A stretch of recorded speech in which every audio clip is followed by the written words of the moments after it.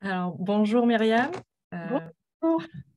du coup, on est ensemble aujourd'hui pour voilà, une petite interview. Donc, Myriam, tu as une boutique à Antony, en Île-de-France. Et tu as aussi une boutique en ligne Tout à fait. de puériculture et aussi un peu plus large pour les enfants aussi.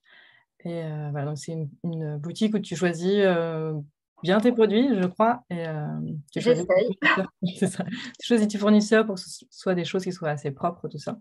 Et voilà, je te laisse peut-être te présenter un petit peu plus si tu en Ouais, veux dire un petit peu plus là-dessus. ouais. Donc moi j'ai ouvert ma boutique, on va dire, en gros il y a 6 ans de ça. L'idée m'est venue, comme pour beaucoup de mamans après la naissance de ma fille. J'étais tout le temps à passer un temps incroyable sur Internet pour trouver des produits sains, naturels, écolos. Je pouvais, pour la moindre chose, y passer 3 heures, j'exagère, 3 jours en fait de recherche pour trouver les meilleurs produits. Et un jour, je me suis dit, en fait, il n'y a pas de boutique physique, on ne peut pas aller se renseigner. C'est vrai que sur Internet, on trouve tout. On trouve parfois trop de choses et on a des difficultés à faire des choix et à avoir des vrais conseils. Donc, l'idée est venue de là, c'est d'essayer de proposer une boutique pour les parents, à destination des parents, des enfants, des bébés, des futures mamans, mais qu'avec des produits sains, naturels, faits en Europe, un peu écolo, enfin le côté, voilà, on pense à l'environnement, on pense à l'enfant, on pense à la santé, et tout réuni dans un endroit, et surtout avoir de l'échange et du conseil. Voilà, c'était ça l'idée. Ouais, c'est chouette. Et pour la connaître, cette boutique, elle est, elle est vraiment chouette. Ouais, moi, j'aime beaucoup la boutique. D'où l'idée aussi justement de l'interview du coup aujourd'hui avec toi. Alors justement, avant qu'on commence, moi je vais juste me présenter aussi rapidement. Donc moi je suis Laure. Je suis facilitatrice de liens parents-bébés et du coup, j'accompagne les futurs et les jeunes parents qui veulent le meilleur pour leur enfant eh bien, à se préparer et à profiter du coup pleinement de l'arrivée de bébé. Voilà, voilà pour ça. Donc du coup, on va partir. Donc, ouais, on va regarder du coup ce qui est bien aussi du coup pour l'équipement avant l'arrivée de bébé et puis peut-être après. Et avant ça, est-ce que tu peux nous dire justement, toi tu fais en sorte que ce soit des choses qui soient assez saines et éthiques aussi, un peu écolo. Est-ce que tu peux nous en dire un petit peu plus justement quels sont les bienfaits, entre autres peut-être pour le bébé ou les parents Oui, sur, tout à sur fait. ça, ouais. Dans l'idée, en tout cas, souvent, enfin, un reproche qui est fait, c'est plus cher, Mm. est-ce que c'est vraiment bio, etc., quel est l'intérêt, etc. Moi, en tout cas, je dis, on ne peut pas tout faire parfait. Donc, on va essayer de choisir des choses qui comptent pour nous et des choses sur lesquelles, qui, à mon sens, sont essentielles. Souvent, ce que je dis, l'essentiel dans un premier temps pour moi, dans cette démarche, ça va être les produits de soins et l'alimentation. Mm. C'est ce qui va être au contact du bébé et du parent 10 fois par jour. On nourrit un enfant plusieurs fois par jour, on le lave tous les jours, etc. C'est les produits sur lesquels je pense qu'il faut être le plus vigilant, notamment sur les produits de soins avec tous les problèmes de perturbateurs endocriniens qu'on connaît actuellement, où là, on sait qu'il y a vraiment des soucis. D'ailleurs, on ne sait pas ce que ça donnera plus tard sur tout ce qui est, par exemple, fertilité. Je pense notamment pour nos enfants. On sait qu'il y a déjà des soucis actuellement et on ne sait pas ce que ça donnera pour nos enfants. Donc, c'est vraiment les points sur lesquels je pense qu'on peut être vigilant. Et après, tout ce qui va se rajouter, donc acheter des jouets en bois, des produits en coton bio, je dirais que c'est le petit plus pour faire mieux, pour éviter par exemple d'avoir beaucoup de plastique au contact de nos enfants. Si on ne fait pas 100% parfait, c'est pas grave. Chaque petite chose en plus va aider en tout cas à la santé et au bien-être. Après, il y a effectivement le côté éthique. Euh, bon, je pense que ça, c'est le grand challenge de notre époque. Mm. Ça touche à des questions. On pourrait en parler des heures et des heures et des heures de l'environnement et du côté social de tout ça. Mais voilà, si en tout cas on doit essayer de faire un effort pour la santé de nos enfants, c'est alimentation et, et les soins. Et après, limiter les plastiques au maximum. Et après, tout le reste, ça va être que du plus, plus, plus dans ce qu'on peut faire en tant que parent, en tout cas. Mm. Ouais. Ouais, ouais, c'est vrai que du coup, il y a plein de choses qu'on voit finalement dans les magazines aussi de périculture ou dans les journaux, enfin leur catalogue. Et du coup, avec des fois pas mal de choses aussi en plastique. Et il y a de plus en plus de greenwashing avec un petit peu plus de bois, mais voilà, le bois n'est pas forcément non plus toujours Tout tip-top à fait. avec plein de colle pour enfin, un peu. Complètement. C'est Mais, aussi pour ça que j'essaye de choisir, moi, pour ma part, beaucoup de marques qui sont faites en Europe, parce qu'on sait que c'est quand même beaucoup plus suivi. Sans parler du côté social, hein, mais d'ailleurs, dans les marques que je propose, il y en a beaucoup qui ne vont pas mettre de vernis, pas de peinture ou des trucs complètement safe. Mais clairement, même dans le bois, on peut trouver des trucs un peu cracra et c'est là où il faut être un peu vigilant. Honnêtement, quand je vois parfois, je ne vais pas citer de marque, mais certains trucs où on voit des cuisines en bois à 30 €, bon, il y a quelqu'un dans ce monde qui en paye le prix. Voilà. Mais bon, après, voilà, on fait comme on peut, mais je pense que c'est là aussi il faut réfléchir à notre consommation et de savoir est-ce qu'on a besoin de tout ou pas et de ce qu'on achète. Ouais. Je dis souvent, il vaut mieux acheter moins, mais mieux. Oui, ça c'est sûr. Et il y a des fois aussi, il y a certaines choses que donc on peut acheter neuf, mais il y a certaines choses aussi qu'on peut acheter d'occasion, puisque du coup, même s'il y avait des colles un peu cracra, et ben ça se sera un petit peu évaporé. Et du coup, c'est plus. Enfin, voilà. Complètement. Des fois, si on veut s'équiper un petit peu plus, on peut aussi du coup prendre de l'occasion. Et pour les choses qui sont vraiment importantes, aller plutôt vers du safe et du sain, et qui coûte du coup plus cher, mais comme on a payé peut-être les autres choses moins chères, du coup, on a plus le budget aussi pour ça. Ouais. Tout à fait. Ouais. Et du coup, qu'est-ce que tu préconises justement pour s'équiper avant l'arrivée de bébé? Qu'est-ce qui serait vraiment nécessaire? Enfin, quels seraient les incontournables pour la maman et le bébé? Ou peut-être le futur papa-fille, mais entre autres. Alors, pour moi, l'un des incontournables, ça serait le coussin de maternité. Donc, le coussin de maternité, je dis bien maternité et pas allaitement ni grossesse, parce que je pense que ça fait justement beaucoup plus que juste l'allaitement ou juste la grossesse. C'est un confort juste indescriptible quand on est enceinte pour dormir. Par la suite, qu'on allaite ou qu'on biberonne, ça permet en fait de nourrir son enfant de manière confortable, posée. Et même plus loin, si on veut continuer à l'utiliser, moi je sais que j'ai beaucoup de parents qui les mettent dans les chambres des enfants, dans des coins lecture. Ou sinon, comme mon mari, qui me pique mon coussin pour dormir maintenant. Donc, je dirais que c'est un achat à long terme.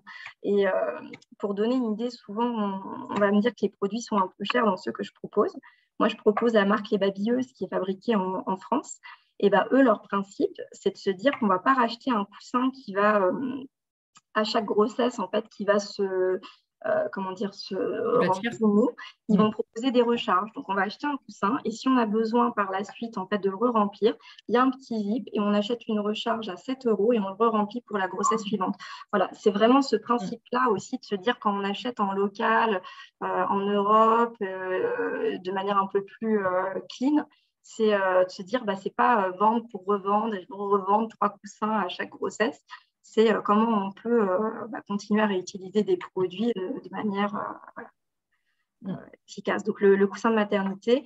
Après, en soi, je pense qu'il n'y a pas grand-chose de nécessaire et surtout, on n'a pas tous les mêmes essentiels. Et c'est ça le point à questionner. C'est que je peux te dire la poussette, une écharpe de portage, ou que sais-je. Mais en fait, en fonction des parents, on n'a pas tous les mêmes essentiels. Donc, c'est de réfléchir à son mode de vie, à ce dont on a besoin. Et souvent, on n'a pas besoin de grand-chose et on n'a pas besoin des mêmes choses en tant que parent. Donc, c'est vrai que c'est une question pour moi qui n'est pas évidente et on a tendance à l'adapter en fonction des personnes qu'on a en face de nous. Parce que même un lit, finalement, il y en a qui vont faire du cododo dans le même lit, donc il n'y aura pas forcément besoin de lit, juste d'une barrière. D'autres, ils prendront un lit directement. Donc, Moi, le lit cododo, finalement, mon fils l'a peu utilisé et il est encore, de toute façon, je l'avoue, à 14 mois, il est encore avec moi. Puis il se réveille 15 fois par nuit. Je privilégie ma santé mentale et mon sommeil. Et le lit cododo a surtout servi à porter la gigoteuse et le doudou. C'était le stock, le débarras. Donc c'est vrai que du coup, il y a plein de choses qui sont qui nous sont vendus comme un peu indispensables du coup dans le marketing un peu de puériculture, mais qui ne le sont pas forcément en Qui ne fait. sont pas. Après, j'ai envie de dire, il y a eu un gros débat, par exemple, sur un produit qui permet de préparer des biberons minutes. Je ne me souviens même plus du nom, vu que je n'ai pas acheté ça. Où beaucoup disaient, c'est l'arnaque, un biberon, ça prend 3 minutes à faire. Je ne comprends pas qu'on mette de l'argent. Et en fait, quand on lisait les commentaires, on se rendait compte qu'il y a des mamans qui disaient, bah, non, mais moi, la nuit, c'est hyper utile. J'appuie sur un bouton, en 30 secondes, le biberon est prêt, à la bonne température. Ça me permet de ne pas laisser crier mon bébé. Tout de suite, je lui donne. J'ai envie de dire, mais Mm. au top, en fait, on n'a pas tous les mêmes attentes, les mêmes envies. Si cette personne, ça lui permet de lui faciliter la vie, mais 1000 fois qu'elle achète ce chauffe-biberon minute. Oui, c'est ça. Ouais. C'est ce que je dis Surtout pas aussi. ici, on peut très bien préparer ses biberons à la main et autres, mais elle, c'était son Mm. petit plaisir d'avoir le biberon en pleine nuit où elle n'a pas besoin de réfléchir, allumer les lumières, elle appuie sur le biberon, c'est prêt, en 30 secondes, c'était fait. Très bien. Ouais. On n'a pas tous les mêmes attentes et les mêmes besoins au final. C'est ça. Et puis même d'un enfant à l'autre, les Tout besoins à ne fait. sont pas forcément les mêmes. Moi, je l'ai vu entre mes deux filles, il y a certaines choses où, que pour ma première, je n'ai pas eu besoin, pour ma deuxième, je ressentais le besoin. Donc, c'est en fonction de comment ça se passe, des situations, il y a des choses qu'on a besoin ou plus besoin pour l'un et l'autre. Ouais. Bon, il Donc, y a un truc inutile pour moi quand même, c'est la poubelle à couches. ah oui, le truc où tu savais Avec que tu les as fait un truc sacs, avec là, où après on rachète des recharges qui coûtent un bras. Non, ça c'est inutile. D'accord. Ok. Oui, c'est vrai qu'il y avait ça. J'en entendais plus parler, mais ça existe encore. Je Ouais. crois que ça existe encore, c'est inutile, ça coûte cher et ça met plein de plastique, ça va pas ça. Oui, c'est vrai. Oui, j'avais vu ça parce que j'avais des amis qui avaient acheté ça et qui étaient super contents. Donc, j'avais regardé. J'avais vu le prix, je me dis, oh, Voilà. bon, tant Après, pis. certains sont super contents, mais quand même, je pense que c'est pas super. Ouais, non, écologiquement parlant, ouais, c'est sûr. Ouais. Et puis, du coup, on est passé après aux couches lavables, donc on a eu moins besoin de ça. Mais oui. Ouais, ouais. Donc, tu aurais d'autres choses que tu considérerais comme inutiles, comme tu dis que les indispensables, c'est un petit peu en fonction de chacun. Est-ce qu'il y a des choses que vraiment, ou même dangereuses, ou des trucs qui sont pas. Bon, les choses dangereuses, mais on en trouve de moins en moins quand même. Bon, les Yupala, ce genre de choses. Voilà. Après, des choses dangereuses, je ne sais pas si on peut les appeler comme ça, Hmm. mais dans les magasins de Néfaste. périculture, malheureusement, je trouve je pense notamment aux sièges auto, et ça, je pense qu'il faut être hyper vigilant. On trouve encore aujourd'hui des sièges auto dans les grands magasins de périculture qui ont des très mauvais crash tests, des très mauvais résultats, mais qui sont quand même, je ne sais pas comment d'ailleurs, autorisés à être vendus en boutique. Hmm. Et là, pour le coup, j'oriente toujours les parents sur le site Sécurange parce que c'est pas parce que c'est vendu en boutique de périculture que c'est safe et Hmm. adapté aux enfants. Voilà, ça va être plus des points comme ça où je pense qu'il ne faut pas faire l'impasse, en tout cas sur la sécurité. Après, inutile, encore une fois, ça va dépendre de chacun. Ce qui est inutile pour moi l'est pas pour d'autres. Oui, oui. Le Sécurange, c'est Securang-E et c'est .fr, .com? .fr, je pense. .fr. Ils Ok. ont aussi un groupe qui est très très bien fait sur Facebook où les parents peuvent venir donner le nom, n'importe quoi, l'âge, les mensurations du bébé, etc. La voiture aussi et les admins sont de super bons conseils. Voilà. Ok, génial. Ça, c'est un bon truc à savoir. Ouais. Moi, dans les trucs néfastes que je voudrais peut-être rajouter aussi, c'est tout ce qui entrave la mobilité en fait, des bébés. Euh, Parce que, enfin, donc, je me rappelle jamais des noms, mais je sais qu'il y a les gros trucs un peu ronds et un peu bancals, là où on peut accrocher le bébé aussi, entre autres. Ou Ouais, même les cocons. Alors, les cocons, ça peut servir parfois pour les prémaras et ce genre de choses. Il y a des fois où ouais, ça peut être utile.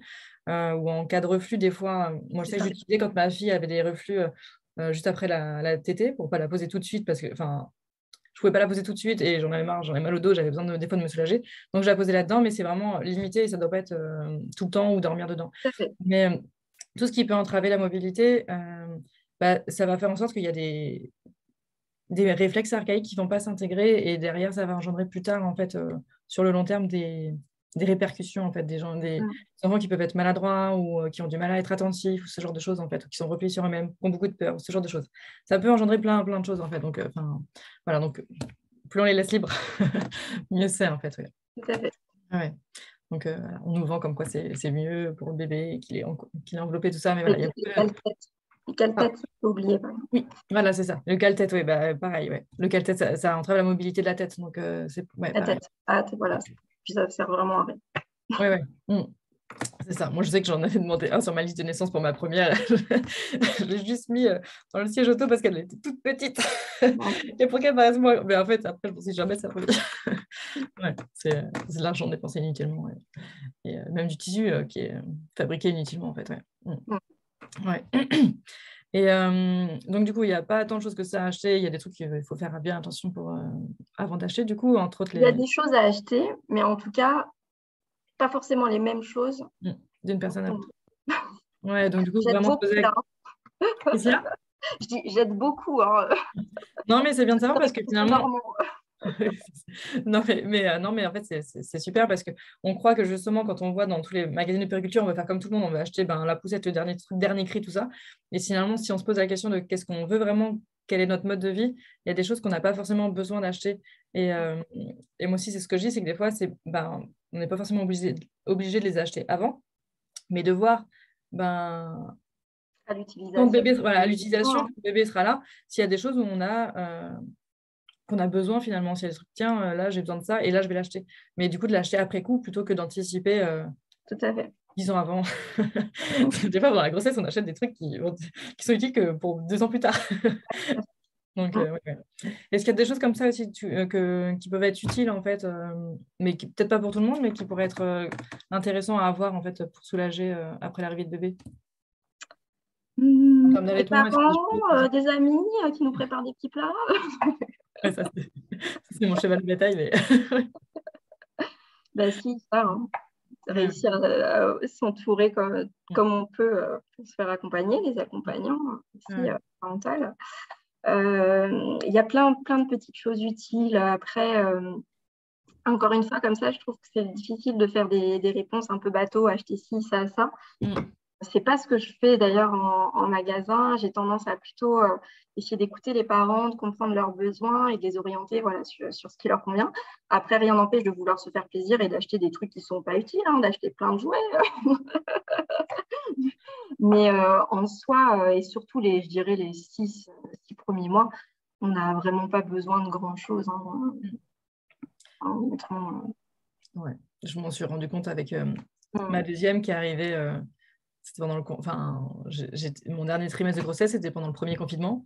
Et du coup, tout était fermé, on ne pouvait plus rien acheter. Enfin, c'était hyper compliqué. Et je me suis dit, en fait, ça passe très bien, quoi. Bon, j'avais des choses de mon aîné, j'avais certaines choses, mais finalement, voilà. Quelques petits jouets d'éveil. Vraiment, on n'a pas besoin de grand-chose. Après, je vais te dire les choses bateaux, des choses pour pouvoir se balader. Donc, ça peut être une poussette comme un moyen de portage, essayer de se faire accompagner également pour trouver le bon moyen de portage parce que tout ne se vaut pas et tout ne convient pas à tout le monde. Moi, je le vois, on doit avoir 8 modèles de porte-bébé et quand on fait essayer aux gens, il y a des gens qui vont trouver un modèle très confortable et un autre pas du tout. Donc, tout ne se vaut pas et tout ne convient pas à tout le monde. Donc, toujours, essayer tant qu'à faire, pouvoir tester, faire des ateliers portage, des petites choses comme ça. On n'a pas besoin de chaussures tant qu'un enfant ne marche pas. Voilà, ça aussi. Des petites choses comme ça. Mais voilà, il n'y a pas besoin de tant d'équipement que ça pour moi. C'est vrai. Et du coup, pour les mamans qui décident d'allaiter, est-ce qu'il y a des trucs qui peuvent soulager, qui peuvent faire du bien s'il y a des crevasses Alors, un essentiel, et encore une fois, qui n'en est pas, parce que ça va dépendre de l'expérience de chacun, on a les coquillages d'allaitement. C'est assez paradoxal, parce que j'ai certaines maternités ou sages-femmes qui les recommandent, qui demandent de les acheter pendant la grossesse, donc avant d'avoir essayé d'allaiter. Et je suis toujours perturbée d'en vendre avant, tout simplement parce que beaucoup de mamans n'en auront pas besoin. En fait, tu as beaucoup de mamans qui ne feront jamais de crevasses, qui n'auront jamais de sensibilité. Et donc, d'acheter un produit dont potentiellement on n'aura pas besoin, je ne vois pas toujours bien l'intérêt. Donc souvent, ce que je dis, c'est ne l'achetez pas. Et si vous en avez besoin, on est en fait à 5 minutes de la maternité d'Anthony. Donc revenez. Par contre, c'est hyper utile quand on a des sensibilités, des douleurs, des crevasses pour permettre une cicatrisation, de soulager. Justement, mon deuxième, j'en ai eu besoin. Et franchement, je n'aurais pas fait sans. C'était vraiment confortable. Ça permet de se soigner en milieu humide sans que les crevasses accrochent au tissu, au coussinet d'allaitement. Et alors, dans tous les cas, il faut trouver la cause des crevasses. Hein, ça, c'est un point. Ça n'empêche pas. Hein, guérir les crevasses n'empêche pas de trouver pourquoi on en fait. Mais par contre, ça permet de guérir plus vite et de se soulager. Voilà. Mais encore une fois, beaucoup de femmes n'en auront pas besoin. Donc, je trouve ça dommage de conseiller de les acheter en avance. Ouais. Et du coup, les coquillages, parce que moi, quand je pense à des coquillages, je me dis, ça doit pas être très agréable, mon soutien-gorge, ça fait pas mal au sein? Non, ça fait pas mal. Ils ont été polis, ça fait un effet nacré en fait à l'intérieur. Ils sont assez petits, on a plusieurs tailles en fait en fonction de la taille du mamelon. Donc en plus de ça, on adapte. Et non, ça fait pas mal. Ok, ça marche. C'était toujours ça soulage. Ouais, ok. Ouais, c'est toujours la prévention que j'avais en me disant, ouais, ça doit pas être agréable, on doit le sentir, mais en fait, non. Ok, super. J'en ai pas eu besoin, donc du coup, ouais. Ouais. Mais j'en avais entendu parler. Mais que pour ma deuxième, c'est assez récent ou Non, c'est pas récent, ça existe depuis longtemps. Après, c'est typiquement le genre de produit qui est assez méconnu. Et aussi, beaucoup de gens renvoient finalement parfois sur des, comment on appelle ça, c'est des choses en plastique là qu'on met, je me souviens plus des recueillers. En fait, oui. moi, c'est pas la même utilité, ça aide pas. Et puis juste la lanoline, pareil, la lanoline, c'est souvent bu par les coussinets d'allaitement, donc il n'y a pas ce côté qui soulage assez. Mais ça existe depuis un petit moment, mais c'est peu connu. On n'en trouve pas dans les pharmacies, des choses comme ça. Donc souvent, les sages-femmes ou autres envoient en pharmacie et bon, il n'y a pas tout quoi. Ouais. Et du coup, pour les mamans qui donnent le biberon, est-ce qu'il y a il y a des choses particulières pour les biberons pour vérifier qu'ils soient safe, qu'ils soient pas trop craquants? De nos jours, maintenant, dans les biberons, tu n'auras plus de BPA, compagnie haute, ça c'est sûr. Après, j'ai tendance à dire, moi, c'est le choix que j'ai fait. Mon fils, par exemple, je tire mon lait et je lui donne dans un biberon en verre. Et on a aussi les biberons en inox qui existent. Après, je comprends, c'est parfois plus contraignant.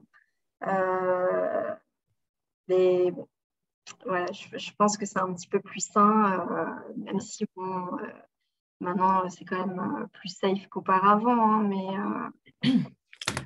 oui, c'est ça. Alors, c'est souvent plus safe, mais c'est ça, juste... en sachant que par facilité, je ne l'ai pas fait pour ma première. Donc après, et pourtant, j'étais déjà très sensibilisée à tout ça, mais je ne m'en sortais pas. Et puis surtout, elle s'amusait à me balancer les biberons en verre et elle m'en a cassé 2. À un moment, j'en ai marre.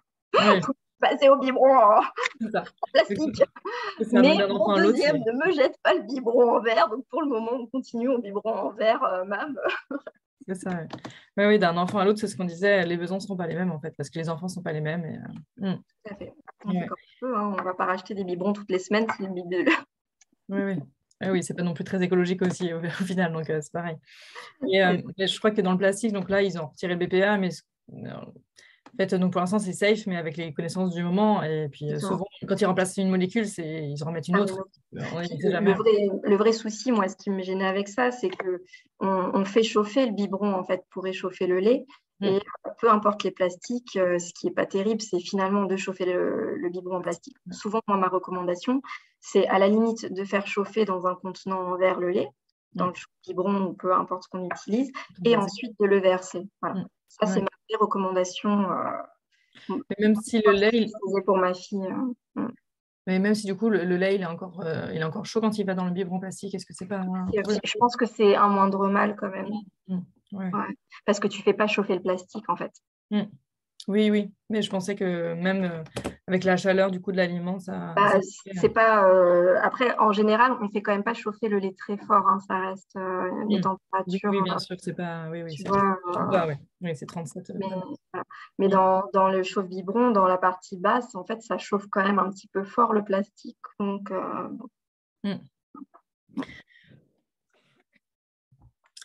Et j'avais une question qui me venait et puis qui est venue, qui est repartie.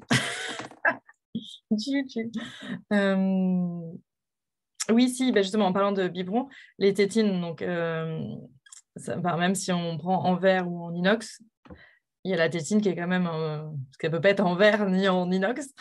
Ouais. Il y a des trucs pour Bah, pallier. t'as des tétines en caoutchouc naturel. Moi, j'en propose au magasin.